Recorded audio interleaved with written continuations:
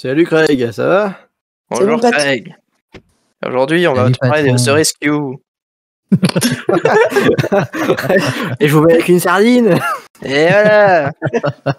J'aurai du lourd, du très très lourd. Et merci Michel. Oh my god. Allez, ça part dans le best-of. On fait même pas exprès, hein, c'est ça le pire. Enfin, un peu, parce que c'était un accent. I just open the doors, Dr. Foreman. Eh? Doctor Who? What are you talking about?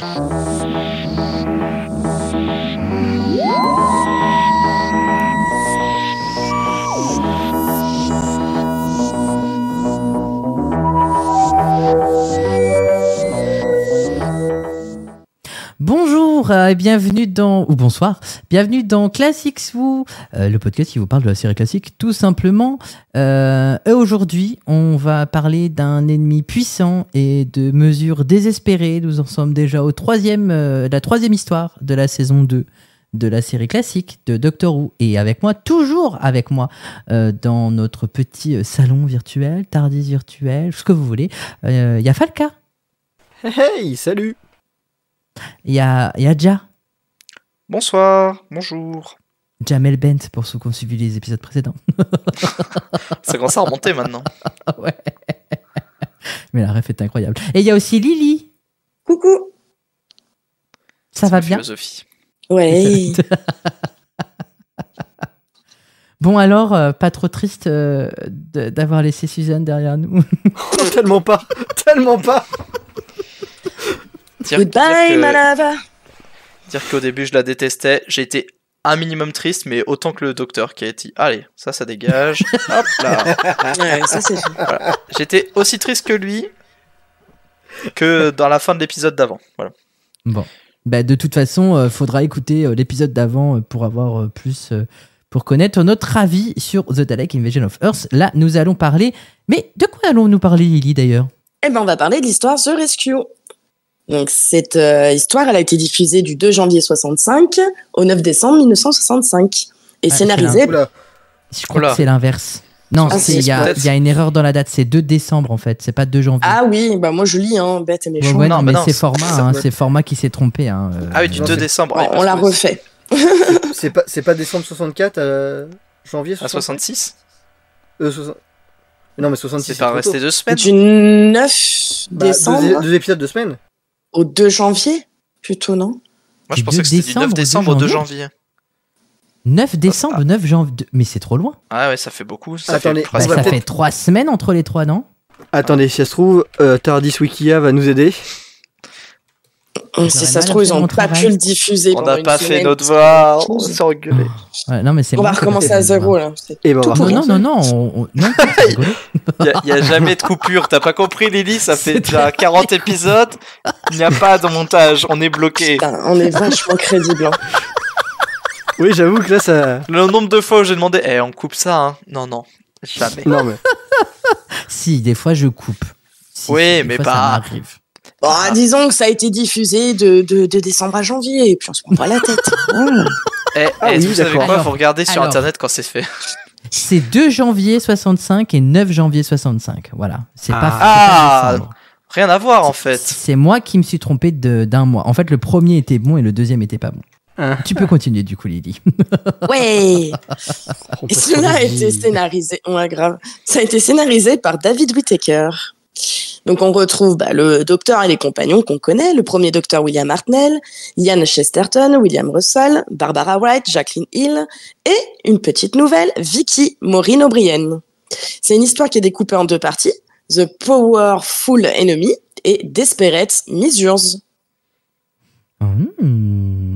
Alors du coup, Lily, je te laisse le micro. Est-ce que c'est un épisode que tu conseillerais pour découvrir les classiques? Franchement, bof. Bon, après, il est assez court et pas trop ennuyant, mais il y a quand même mieux pour débuter. Ok. Moi, je l'ai trouvé vraiment trop lié à la précédente histoire.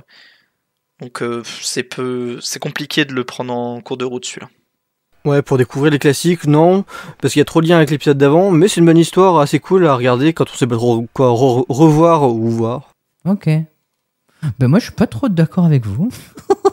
Je me sens seul d'un coup. Vas-y, exprime-toi. Parce que même si c'est trop lié à la précédente histoire, je trouve que c'est une histoire en 2 parties. donc c'est assez court parce que c'est des classiques. C'est une histoire assez simpliste, mais voilà, je trouve que c'est l'introduction d'une nouvelle compagne. C'est pas, voilà, je trouve que ça va, même s'il y a des refs à l'épisode d'avant et voilà. Je trouve que ça reste compréhensible, quoi. On comprend que si on regarde cet épisode, qu'il se passait un truc avant et qu'il se passera un truc après, quoi.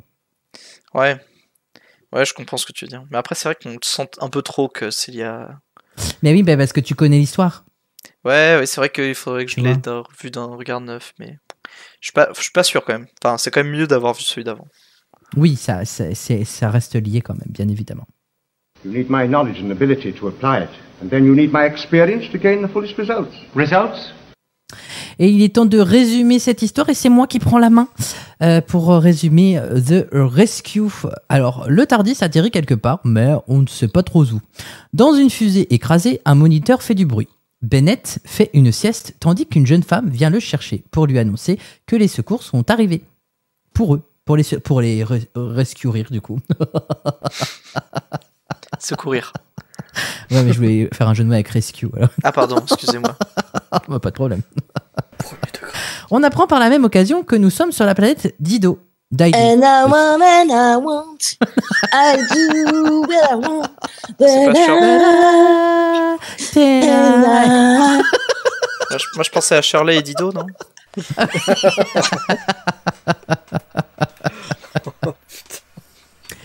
Bon, Bennett, il y croit pas trop que les secours arrivent. On apprend aussi que la jeune femme s'appelle Vicky et il lui ordonne d'aller parler à l'unité de secours pour se rendre compte par elle-même qu'ils n'existent pas, qu'ils sont pas encore arrivés, et il la met en garde contre un certain Coquillon qui a l'air de l'effrayer.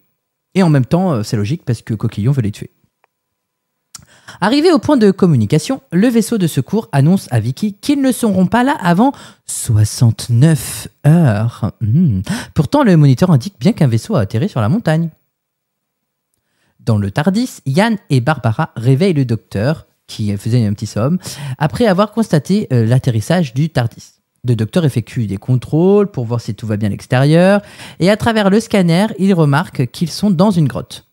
Oh, ça me rappelle quelque chose, la grotte. Enfin bref, dans la précipitation, le docteur demande à Suzanne, mais elle n'est plus là.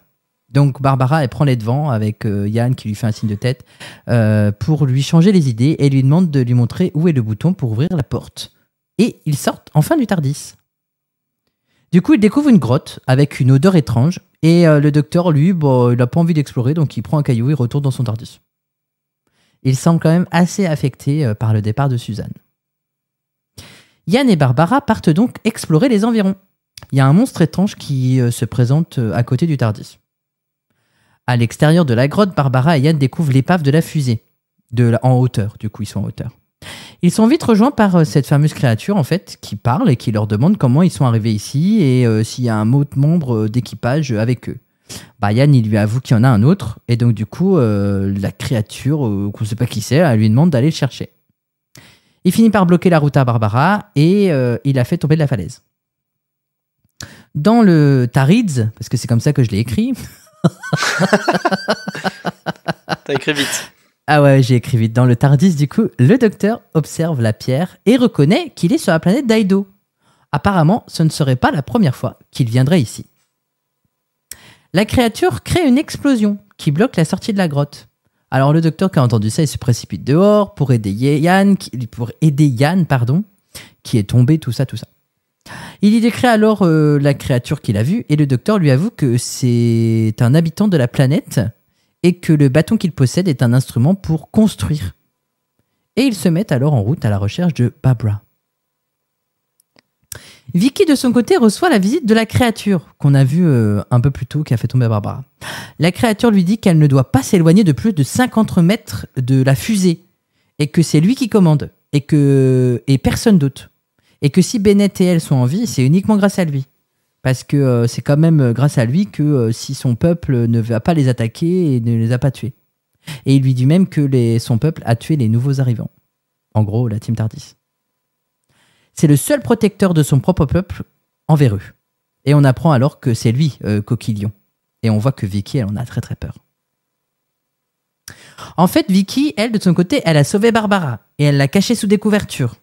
Et elle lui raconte son histoire, depuis son arrivée sur la planète Daido, tout ça, que tout le monde est mort, même son papa, c'est triste. Sauf eux. Et que Coquillion, il les a en quelque sorte sauvés. De retour avec le docteur et Yann, le docteur ne comprend vraiment pas comment les habitants de Daido sont devenus méchants. Parce que, en fait, tout ça n'est pas logique, parce qu'ils sont très peu nombreux sur la planète et c'est une race très très pacifique. Barbara, elle, de son côté, fait ça curieuse. Et puis elle pose des questions à Vicky sur ce qui se passe. Mais Coquillion est sur le point de revenir. Ah non, c'est Bennett, ouf. Attends, qu'est-ce qui se passe? Enfin bref. Il annonce que Coquillion est parti et qu'il ne se doute toujours de rien par rapport au vaisseau qui va venir les sauver. Mais ce qui n'est pas au courant, c'est que Vicky, elle a caché Barbara et elle lui montre, elle dit « Regarde, il y a Barbara avec nous, wouh, wouh, wouh !» De leur côté, Yann et le docteur longent les parois d'une grotte. À leurs pieds, il y a un gouffre, et au fond du gouffre, enfin le gouffre il fait 2 mètres, hein, mais au fond du gouffre, il y a un monstre qui a l'air affamé, on ne sait pas qui c'est. Et dans la précipitation, Yann, il a peur de tomber, de trébucher, donc il tire sur un anneau pour se retenir. Et en fait, il se retrouve piégé avec des épées qui le poussent tout doucement vers le gouffre. Grâce au docteur... Oui. Ils ont vraiment pas de chance quand même, ils tombent sur la seule grotte piégée juste à côté. C'est clair. Planète Pacifique, ils ont eu le temps de faire une grotte piégée. C'est ça. Avec des épées tranchantes. Eh ouais.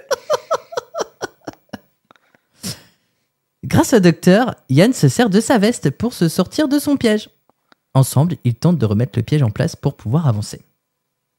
Barbara, elle, s'occupe de Bennett, qui a l'air mal en point, et elle propose même de les aider à mettre en place un piège pour désarmer Coquillion. Oh, Bennett, il a pas l'air d'accord sur ce point. Non, il faut attendre les secours, il faut rien faire, parce que s'ils ratent leur manœuvre, Coquillion, il pourrait vraiment les tuer. Hein. Et alors, il veut retourner dans sa chambre, et Barbara l'accompagne, mais elle se fait claquer la porte au nez. Vicky, de son côté, part chercher de l'eau. Le docteur et Yann ont réussi à remettre le piège en place. Et donc, du coup, ils peuvent continuer leur chemin. Et durant leur périple dans la grotte, ils croisent une porte qui est dans la pierre. Vicky, elle est observée par une créature. Donc, du coup, la même qui a failli manger Yann. Barbara pense qu'elle va se faire attaquer. Alors, elle sort le pistolet, vous savez, les fusils qu'on lance en l'air pour dire « Hey, venez nous sauver !» Détresse. Voilà, merci. Le pistolet de détresse. Pour tuer la créature. Mais en fait, la créature, elle était pas méchante, c'était Sandy. Et Sandy, elle voulait voir Danny à la plage. Non, elle avait juste faim. Oh, Sandy.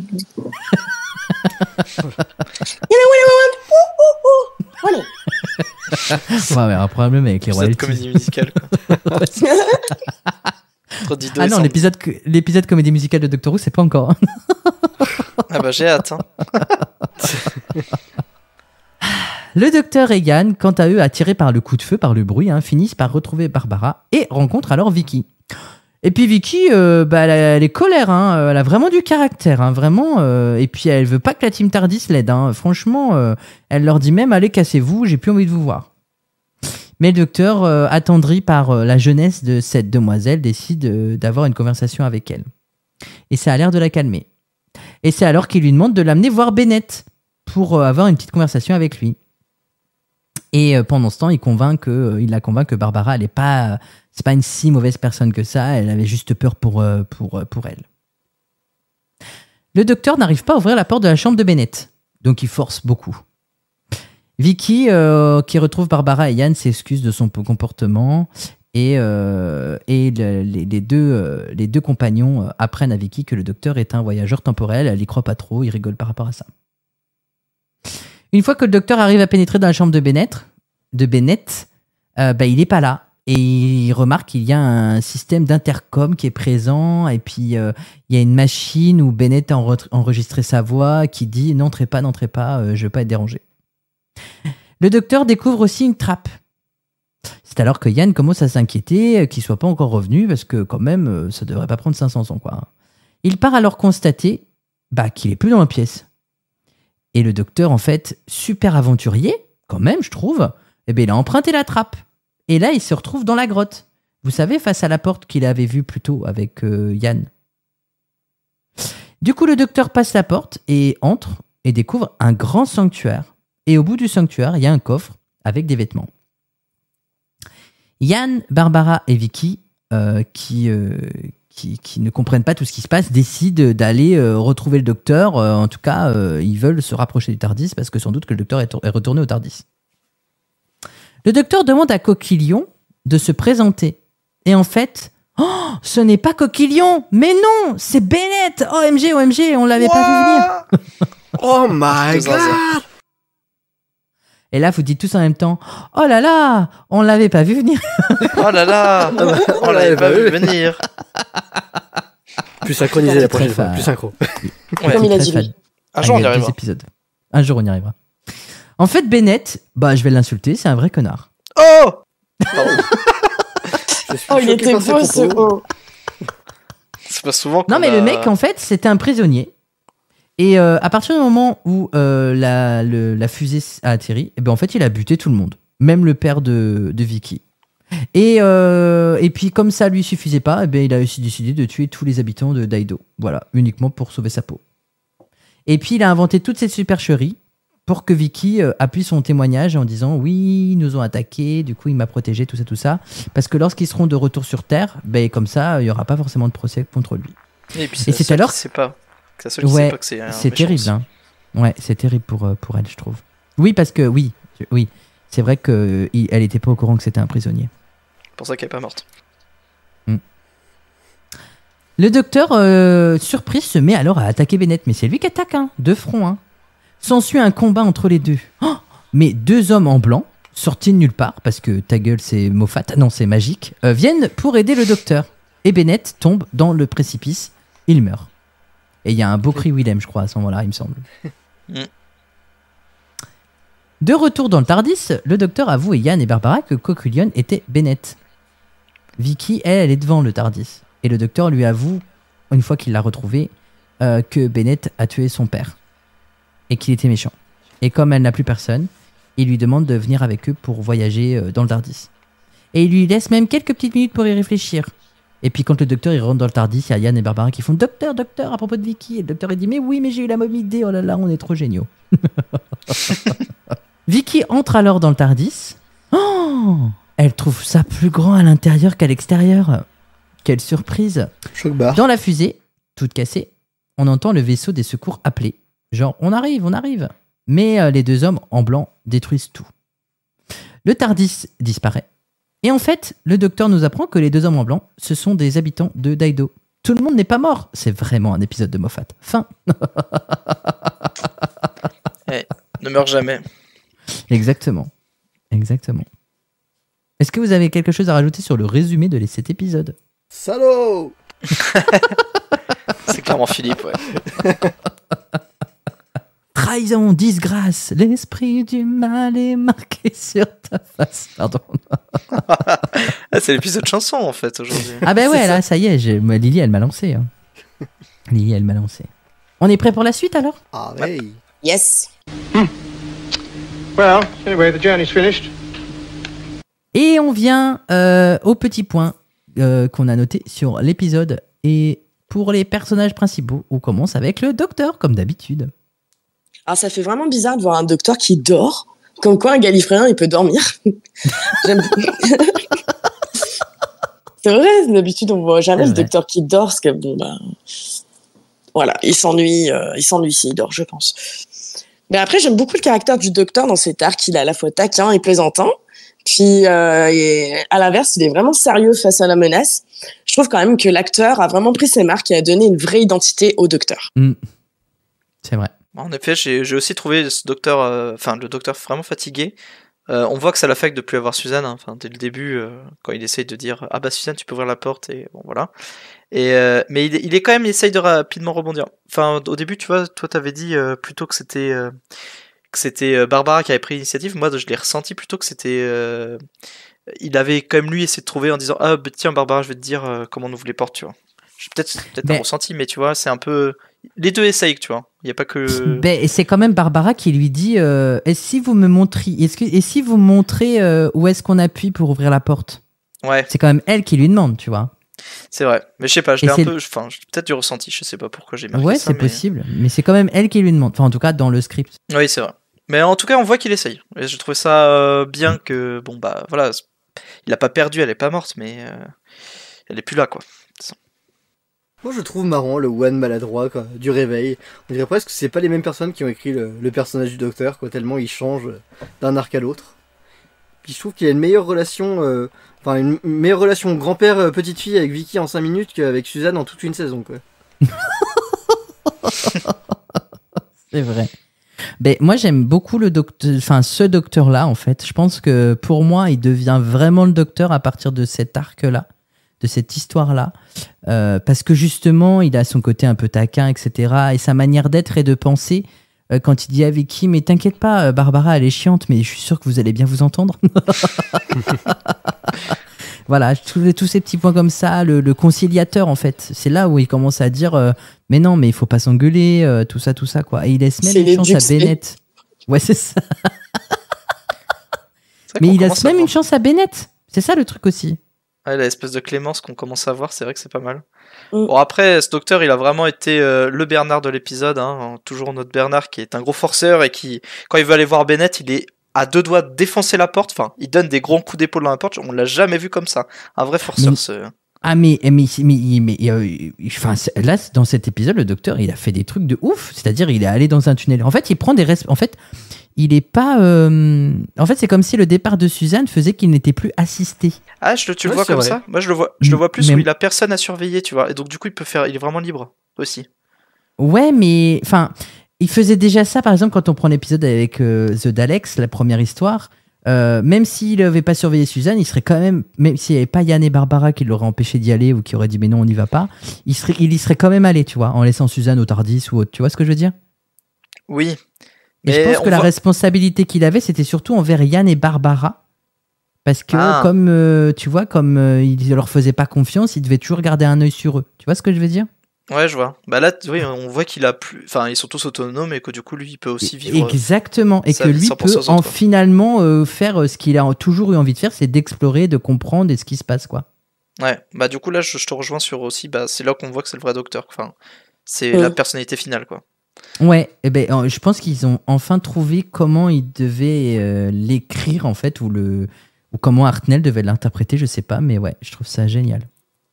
Mais du coup, on parle de Vicky parce que c'est la nouvelle Suzanne, mais non. Mais du coup, qu'est-ce qu'on a à dire à propos de Vicky? Je peux confier quand même quelque chose aux personnes qui nous écoutent. À savoir que format sur l'affiche avait marqué Suzanne, 2 points. Et que j'avais répondu, je crois qu'elle est plus là. Et en douce, il a changé pour Vicky, en laissant le commentaire, bien évidemment. Eh ouais. Du coup, Vicky est partie, c'est ça que tu veux dire, Lily? Non. En fait, c'est juste que comme je fais des copier-coller des conducteurs, j'avais oublié de changer le Vicky, le Suzanne en Vicky, voilà, tout simplement. C'est malheureux. Bah ouais. Du coup, moi, j'avais un truc à dire sur Vicky, je crois. Oui. Bah, au début, mon ressenti, c'est que je la trouvais un peu bête. Mais c'est vrai que c'est toujours une enfant, etc. Mais au final, on s'y attache à cet enfant, même si c'est clairement... Enfin, on voit que c'est un remplacement maladroit de Suzanne qui est en train d'être fait. Quand tout le monde l'a dès les 5 premières minutes, qu'ils veulent tous la protéger comme l'enfant qu'ils avaient juste avant, en mode... oui, bah c'est... Pour certains, c'était leur étudiante, leur... écolière, je sais pas comment on dit, Ouais, mais, leur étudiante. Ouais. Élève. leur élève. Putain, merci, j'y venais pas, élève. Et la petite fille, donc bah voilà. Donc là, il retrouve une enfant perdue, orpheline. Bon bah, hop, il adopte en mode. Ça c'est remplacé, c'est fait. Mais c'était très Oui, malheureux. mais celle-ci, elle chouine pas, quoi. Hein. Ah oui, let's go. Enfin. Elle avait 22 ans, Maureen O'Brien, quand elle a endossé le rôle. 22 ans? Ah ouais. Ouais. Elle passe plus jeune, mais après, bon, c'est la télé. Mais comme Carole Anfant, je crois qu'elle avait la vingtaine aussi quand elle a endossé le rôle. Ouais, mais Carole, 23 ans. elle paraissait plus Ouais. vieille, je trouve. Suzanne. Ouais. Après, en tout cas, ils savent bien jouer, les enfants. Ouais. Après, Vicky, moi je la trouve super solaire comme compagne. Tu la vois, t'es heureux de la voir. C'est un peu comme Joe Grant, Romana 2 ou Bill dans les plus récents. Et ça, franchement, dès le début de l'épisode, quoi. Je grande Romana 2, spoiler alerte. Oh là. Oh mon dieu. C'est dans longtemps. C'est dans Et longtemps. Bill, spoiler Surtout alert. Romana 2. Non, Bill, c'est New Who, donc ça va. Mais Joe Ah Grant ouais. et Romana 2, c'est très classique. Puis elle est mignonne, Vicky. Franchement, elle a une jolie petite bouille. Ouais, moi, elle a vachement du caractère. On dirait Lily, mais jeune. Ah ouais. Mais en fait, je la trouve, elle a du répondant et tout. Elle ose dire non, mais arrêtez de me faire chier. J'ai pas envie de faire ça. Enfin voilà, quand elle sait ce qu'elle veut, elle sait ce qu'elle veut, quoi. C'est vrai. Mais Vous avez d'ailleurs, mon elle, meilleur ami devant moi. Enfin bref. elle est pas trop dans le pleur ou dans la colère parce qu'elle a quand même eu son père qui est mort. Ça c'est quoi? Ça fait genre 5 jours qu'il est mort, je sais plus, il y a un truc comme ça. Pas si longtemps quoi. Enfin. On sent qu'elle a du mal à en parler quand même quand Barbara lui pose plein de questions. Hein. Elle a du mal à se dire, enfin, elle a du mal à lui avouer, mais c'est un moment super triste en fait. C'est trop sad. C'est violent, je trouve aussi pour Mais c'est hyper violent. pour une série pour enfants. C'est hyper violent, je suis d'accord avec toi, mais on passe rapidement à autre chose. Je trouve qu'il laisse pas un peu trop Oui. le temps de poser l'action là-dessus. C'est en mode ah oui, ton père est mort, ok, bah tiens, on va aller voir qu'est-ce que fout ce coquillage là.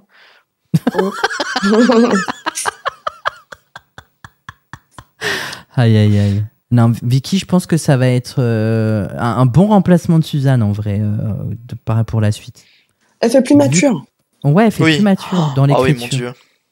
Et puis, elle vient du futur aussi, parce que je ne l'ai pas dit dans mon résumé, mais elle vient du futur. Elle est née en... Là, l'épisode, elle dit qu'elle vient qu'ils sont en 2300 et quelques, 2395, je crois, un truc comme ça. Et Yann et Barbara, ils disent, ben nous, on vient de 1963. Mais non, je ne crois pas, mais si, c'est vrai. Ça, c'est vrai que c'était un moment marrant, ça. Mais Et là, elle dit, oh, mais ça veut dire que vous avez 550 ans. Et Barbara, elle fait, c'est gentil, merci. je l'ai fait bien. Hein. Je l'ai fait. C'est ça, je suis encore fraîche. Hein. Barbara Gould. Ah ben tiens, on parle de Yann et Barbara. À propos de Yann, je crois que Lily, elle avait quelque chose à dire sur lui. Bah, moi, ça fait déjà un petit moment, plusieurs épisodes, mais je pense qu'on n'était pas trop d'accord là-dessus précédemment. Mais là, ça s'est accentué dans cet épisode. Moi, je trouve que Yann est de moins en moins intéressant. J'ai l'impression plus qu'il est là pour meubler l'histoire et qu'il a plus le rôle de suiveur tête baissée que Ouais, personnage son à rôle de part entière. prof, ouais, un peu. Je sais pas, Ouais, moi, c'est inintéressant, quoi. Ouais, c'est vrai que dans cette histoire, c'est vraiment juste l'homme d'action, mais l'homme d'action nul, quoi. Genre, il met sa main exprès sur les trucs qui coupent et il fait ah ouais, effectivement, ça coupe bien, ouais. Quand il est dans le piège. Ou les endroits où il y a grave la place de passer, ou de se mettre au moins de profil, tu sais, pour pas. Il le fait pas, il fait oh, ça c'est vraiment le truc. Alors, rêve ultra niche, mais c'est vraiment le piège du petit filet, genre ah non, pas le petit filet. Le piège de Barbara dans The Case of Marinus, quoi. Oui aussi. Bah c'est ça, elle se prend dans un filet, elle fait non. Alors, et puis en fait tout va bien.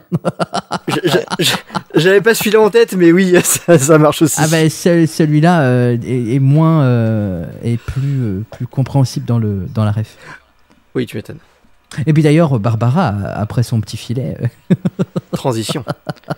Bah justement, on parlait de Vicky qui avait pas l'air trop affectée par la mort de sa famille, peut-être qu'elle était juste introvertie, mais la Barbara, s'il vous plaît, quand Bennett il annonce que les passagers de son vaisseau sont tous morts, bah ça a pas l'air beaucoup de l'infecter, elle pleure pas, elle réagit pas, j'ai trouvé que c'était super mal joué pour le coup.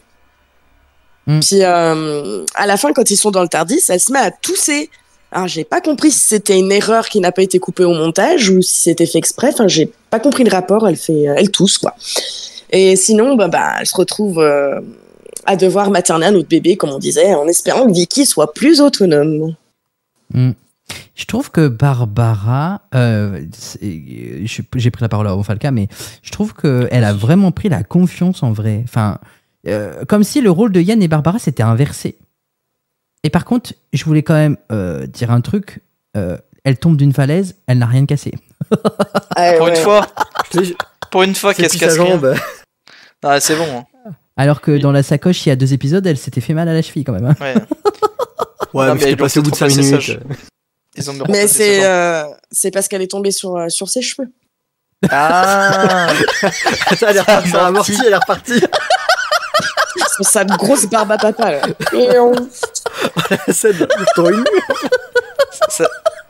Ça se trouve dans plein.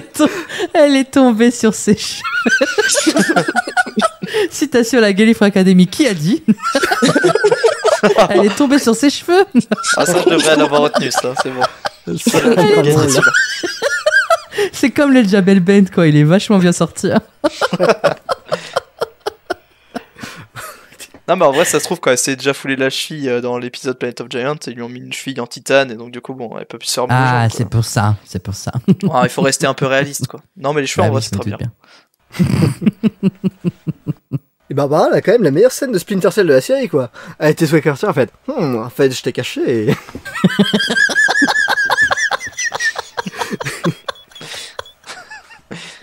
Et puis, par contre, oui, en termes de prise de confiance, ouais, elle n'hésite pas à buter des machins juste parce qu'ils sont moches, hein, franchement. Mais c'est vrai, elle a buté Sandy, quoi, un truc de dingue. Ouais. Mais vraiment juste parce qu'il est moche, quoi. Il y a pas d'autre raison. En même temps, le machin, il arrive et tout, il ouvre la bouche avec plein de petites dents bien pointues. Tu veux faire quoi? Tu veux lui taper la bise? J'espère que quand on va se croiser, tu vas pas me taper, quoi. Ah bah si. Faudra penser à limiter dents, quoi. Oui, voilà. Non, mais bon, elle a pas de fusée de détresse sous la main, Lily, ça devrait le faire. Ouais, Non, oui, ça devrait le faire. J'ai pire. Oh là.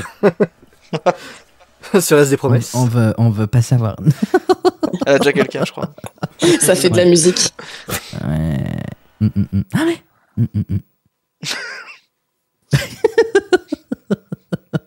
Allez, on passe à la suite.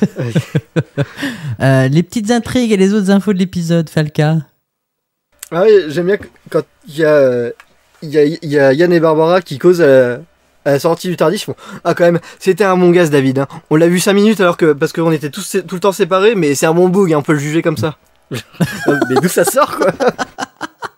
Ah oui, tu parles de David, le petit ami de Suzanne. Voilà, la relation éclair. Ah oui, c'est ça qu'on voit au début. Bon, à propos de Bennett, bon, tu l'as déjà dit tout à l'heure, mais je l'avais renoté là en mode, c'est vraiment une ordure ce type. En vrai, il joue trop mal le malade dès le début, ça se voit qu'il est complètement valide. Et Vicky, elle est trop naïve pour s'être rendu compte. Et d'ailleurs... Ouais, mais... horrible, pardon. Ouais, non mais ça m'a dévecté, mais vraiment j'étais là en mode, mais Vicky, casse-toi, quoi. Je me suis pris au jeu. Franchement, les derniers épisodes... les deux derniers. Là, cette deuxième saison, je me suis vachement pris au jeu là, quand on a visionné, surtout avec Falca. Et d'ailleurs, bon, dès le début, j'ai cramé. Bizarre, on n'a jamais vu Bennett et Coquillon dans la même pièce. Bon, vraiment, dès le début, j'étais là en mode. Qu'est-ce que vous essayez de nous faire faire là? Après Vicky, vu qu'elle avait plus personne et qu'elle était sur une planète étrangère, peut-être qu'inconsciemment, elle s'en est peut-être rendu compte qu'il se passait quelque chose, mais psychologiquement, tu te retrouves tout seul sur une planète avec quelqu'un, bon, bah, tu restes avec lui, quoi. Tu vas pas t'aventurer toute seule, je suppose. Tu fais confiance avec la personne qui était avec toi dans le vaisseau, quoi. Ouais, je suis d'accord. En plus, figure d'autorité, puisque c'est un adulte. En plus, elle vient de perdre son père, peut-être toute sa famille, je sais plus. Mais voilà, quoi. Il y a eu beaucoup de morts. Je crois qu'elle dit que sa mère était morte sur Terre, il me semble. Oui, sa mère était déjà morte, mais je sais pas s'il y avait d'autres personnes. Peut-être sa tante, sa grand-mère, enfin, peut-être tout le monde. Hein. Bah, en fait, moi, je trouve bizarre. Enfin, il pensait vraiment que personne n'allait s'apercevoir de la supercherie, quoi. Et d'ailleurs, quand j'étais en train d'écrire ce résumé, comme je connaissais un peu l'histoire, c'était super difficile de faire un distinguo entre Bennett et Coquillon, comme je savais que c'était la même personne. C'était un petit peu compliqué. J'avoue. Et puis le docteur, comme il a déjà vu les mecs de Daido, quand tu vois le costume de Coquillon, pour lui ça devait vraiment être le docteur contre les cosplayers, quoi. D'ailleurs, au passage, salut Mimé, hein, tu entendras jamais ça, mais on sait que tu dois le faire. Mimé, c'est déguisé en Coquillon, tu penses? Ouais, je pense que c'est le prochain costume. Oh. Moi, je veux un épisode du même type dans la New Who. Docteur contre les cosplayers. Oh. Bah, il y a eu un petit peu avec l'épisode de Bridgerton là. C'est vrai. Mais en tout cas, moi je suis pressé de voir l'évolution de Vicky surtout. J'espère qu'elle va rester, ouais. Là, moi qui est zéro. Lily, t'avais vu cette partie-là ou pas? Ouais. Ah, ok. Bon, bah. Lily, elle a vu jusqu'à The Dalek Master Plan. Je crois qu'elle avait pas vu tout Hartnell. Si, t'avais vu tout Hartnell? Non, tu t'es arrêté à The Dalek Master Plan? Ouais. Et on avait regardé. C'est la saison prochaine. Ok. Mais on avait regardé avec Lily aussi Tenth Planet. On avait vu. Ah, ok. On avait vu The Tenth Planet. Voilà. Non, franchement, c'est un personnage qui a l'air intéressant dans l'écriture, quoi. Elle est pas, elle se laisse pas faire, quoi. Donc j'espère qu'ils vont pas en faire une Suzanne bis, quoi. Vraiment pas. Moi, ça me perturbe parce que je sais que vous avez vu la suite et que du coup, je me dis, ils essayent de me préserver. je sais pas du tout comment attendre. C'est pour ça, je fais genre que. Ouais. Amis spectateurs dans le même cas que moi, profitez. Ouais. Si on devait résumer cet épisode en un seul mot.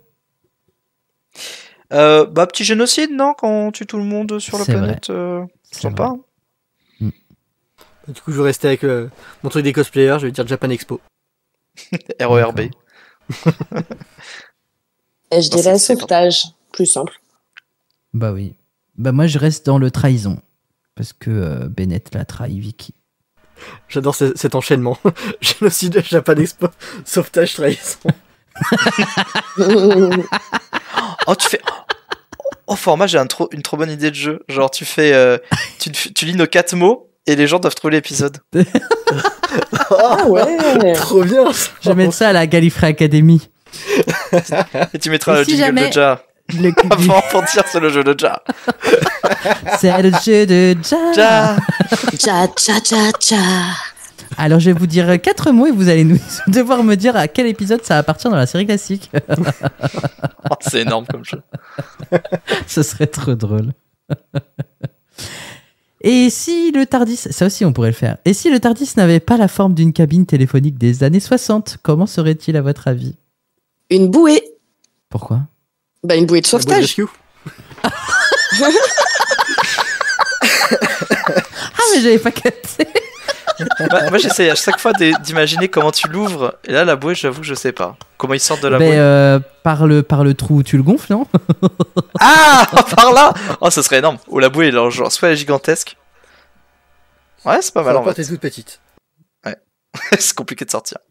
Moi, j'ai vu comme une colonne de pierre ou quelque chose comme ça qu'on voit dans le temple, par exemple. Moi, je pensais à genre, comme ils sont dans une grotte, je pensais à genre une mini grotte et avec un peu de végétation au-dessus qui faisait genre comme une porte. Comme des lierres à pousser, tu vois. Ça. Ouais. Genre une grotte dans une grotte. Moi, j'aurais vu un hôtel primitif. Peut-être 5 étoiles. Exactement. Ah non, pas 5 étoiles, je sais que c'est primitif.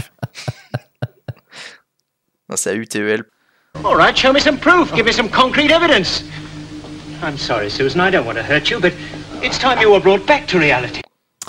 Et il est temps de passer au petit potin de cet épisode. Et il y en a un petit peu à dire sur cet épisode. Et c'est Falca qui, de sa tendre voix très calme et très lente, va nous dire de quoi qu'on a retenu. Enfin voilà, j'aurais pu faire de la quoi que ça parle.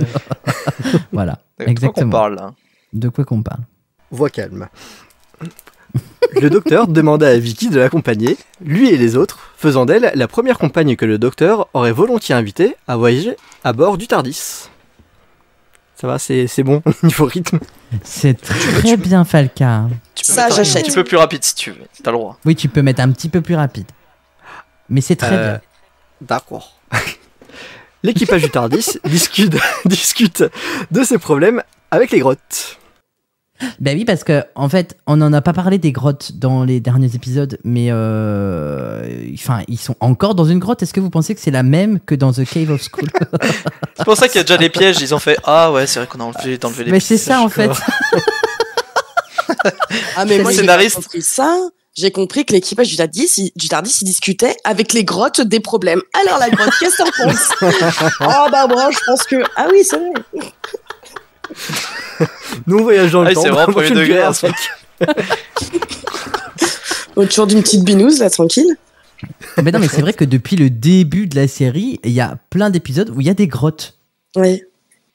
Voilà. Après, ça se comprend, ils n'avaient pas le budget et tout, donc fallait bien Oui, recycler bien les évidemment. décors. Ouais. Mais Mais bon, c'est vrai que ça commence à faire un peu coup quand même. Je trouve ça rigolo que le docteur en parle en fait. C'est le docteur qui dit oh là là, on est encore dans une grotte. C'est ça qui est rigolo en fait, le running gag. Mais le truc avec les grottes, c'est que c'est chiant comme décor. Ils ont ça depuis le début, c'est chiant à éclairer, c'est chiant à avoir parce qu'un décor de grotte, c'est le pire truc. Et ils gardent ça. Bon, après, une fois qu'ils l'ont acheté, ils l'ont acheté, mais. Et c'est pas fini. Ah bon? Ah, tu vas en voir des grottes, hein, Oh, dans la série. j'espère que les grottophiles sont contents. Ouais, mais les grottophobes, un peu moins. Les producteurs voulaient que Maureen O'Brien se teigne les cheveux en noir pour ressembler davantage à Suzanne. Maureen refusa et proposa plutôt de faire revenir Carol Anford. Bah, elle a raison. Vraiment, là, c'était déjà maladroit. Ils vont faire, ah non, en fait, vous êtes Suzanne bis. Ah, ça tombe Ouais, bien, c'est ça. on vient de perdre une Suzanne. C'est ça. Coquillon était initialement crédité comme étant interprété par Sidney Wilson, combinaison du prénom de Sidney Newman et du nom de famille de Donald Wilson, afin de préserver l'aspect roman policier de l'histoire. C'était la première fois qu'un pseudonyme était utilisé dans une histoire pour éviter de révéler une surprise. Ben, à l'époque, la BBC, ils savaient ne pas révéler les surprises. John Martin, Dawan, pardon. John Sim. Le fait qu'il y ait des McCarthy. Nextly, non, le fait qu'il y ait des Nextly déjà, donc voilà. C'est vrai. Le son que fait la bête des sables en mourant a été modelé d'après le bruit horrible qu'un Dalek mourant fait dans l'histoire The Daleks. Ah, ils recyclent même les sons, du coup. La soundboard de la BBC, ça doit être un délire. La bête des sables, c'est Suzanne, du coup. Hein. Enfin, Suzanne, non, Sandy, pardon. Sandy. Oui. Je confonds les deux. Elles se ressemblent tellement. C'est remixé, c'est Suzanne qui fait le bruit de la bête des sables. Ils ont dit on la garde. Elles ont le même sourire. Ah bah en vrai, elles ont le même cri, hein. C'est vrai. On met une perruque à Sandy.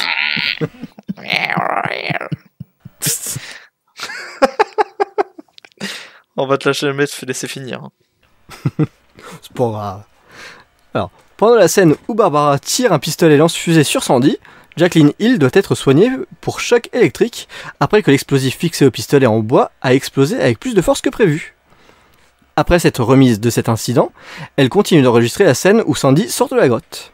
Mais quelle quiche. Attends, elle a peut-être pas fait exprès, le truc peut être défectueux. Mais genre, Oui. ce qui a été filmé, c'est ce moment-là ou parce que ça se voit que le pistolet de détresse, il a mal marché.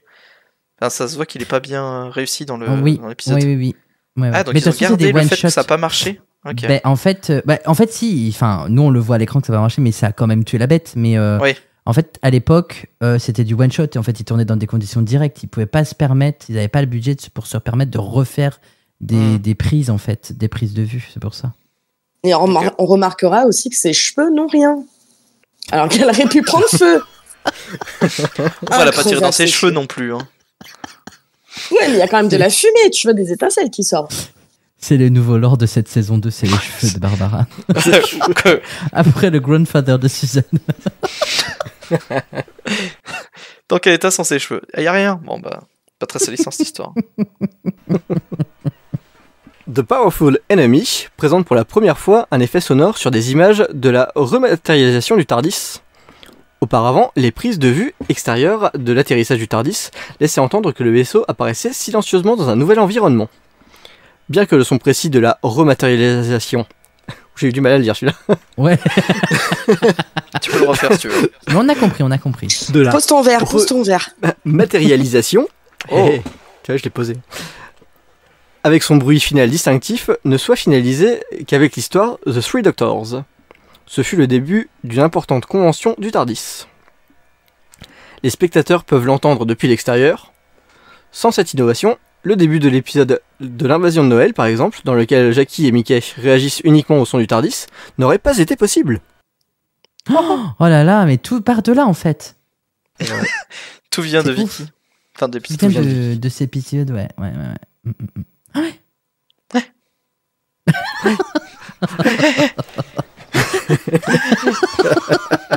Vous voulez ma ventoline?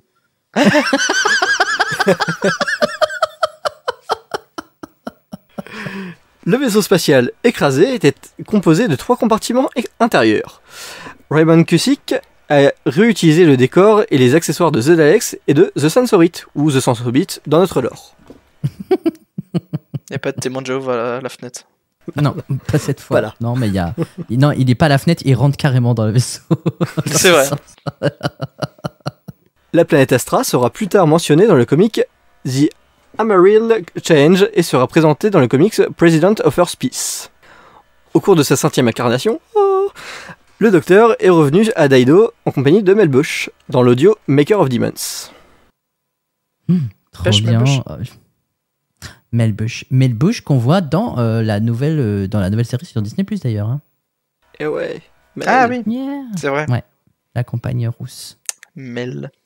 Yes. If I run, ah non, c'est C'est pas elle, Kate Bush. Ah, c'est Blind Test. Kate Bush. C'est vraiment l'épisode musical de Classic Fou quand même. Et enfin, nous arrivons à la simulation. Simulation. À la Je suis pas le seul. Alors, La semaine prochaine. Premier, j'ai bu juste de l'eau.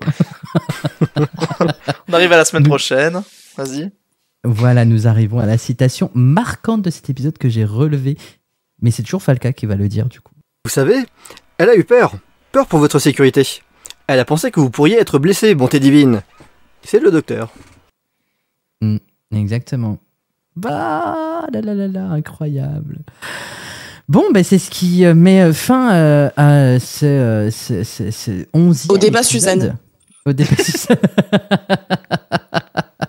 on aura pu à reparler de Suzanne, enfin, pas tout Ah de ouais suite. Avant un petit moment. Ah, bon, bah, j'étais spoil.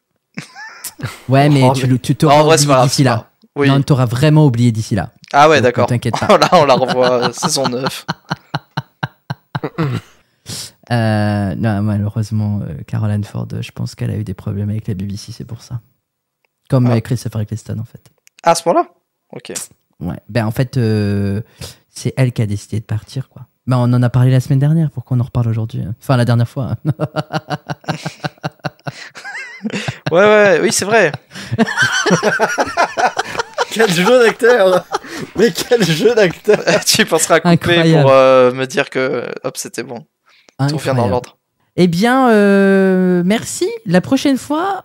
alors, non, avant, vous pouvez nous rejoindre sur les réseaux sociaux. Nous sommes principalement sur Instagram et vous pouvez aussi venir papoter avec nous sur le Discord de la Gallifrey Academy, puisque c'est ce Discord-là qui réunit les deux podcasts. On se retrouve la prochaine fois. On va à Rome et peut-être qu'on va voir des empereurs. Peut-être. C'est pas Bye le genre bye. empereur, je crois. Non bye bye. Bye bye. Des bisous. Qu'est-ce que t'as dit déjà? Ça s'appelait Empereur, non C'est ça l'épisode? Non, il s'appelle Zeromance. Ah oui, ok. Allez, Donc, je sais salut, qu'on va- Jack. On va voir Salut. des Roms, enfin des Romains, mais voilà. Des roms aussi. Des Roms. Oh, on va boire du rhum, je pense. Ouais. Let's go. Allez. Et ben des bisous, à la prochaine fois. Bye bye. Bye bye. Ciao. Oh my god. So there were survivors on Ryder. Then it didn't kill them all. They had their planet back to themselves again. And somehow I don't think they would allow that rescue ship to land. That Well, isn't why you brought Vicky along with us, is it, Doctor? no, Chesterton, no, it wasn't the reason. We shall be materializing quite soon. Perhaps we shall be able to get a rest this time.